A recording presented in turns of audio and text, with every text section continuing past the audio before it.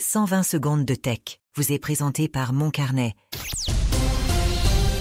C'est l'édition du jeudi 28 novembre. La société xAI d'Elon Musk prévoit de lancer une application grand public, similaire à celle de ChatGPT, pour accéder à son robot conversationnel Grok.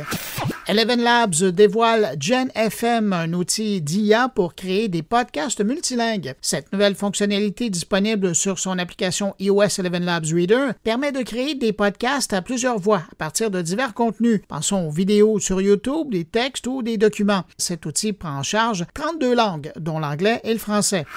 Tesla prévoit toujours lancer ses robotaxis Cybercab d'ici 2026, mais une offre d'emploi laisse voir qu'ils nécessiteront une téléopération humaine via casque VR pour résoudre les problèmes en temps réel. Cette méthode déjà utilisée par Cruise et Waymo souligne la dépendance actuelle des technologies autonomes à une intervention humaine. Gemini, l'IA de Google, est désormais compatible avec Spotify via une nouvelle extension. Les utilisateurs peuvent lancer des morceaux, albums ou listes de lecture en fonction d'activité ou d'humeur. Pour le moment, cette fonctionnalité est réservée à l'application Android de Gemini et nécessite un compte Spotify Premium réglé en anglais.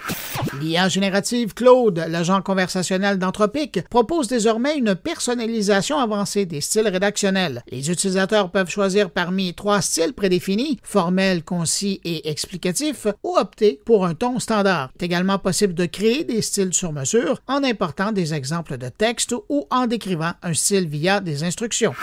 TikTok limite désormais l'utilisation des filtres de beauté pour les 13-18 ans afin de réduire les impacts négatifs sur la perception de soi. Les filtres modifiant drastiquement l'apparence comme Bold Glamour seront interdits tandis que les filtres ludiques resteront autorisés. TikTok renforce aussi le contrôle d'âge pour empêcher l'accès aux moins de 13 ans.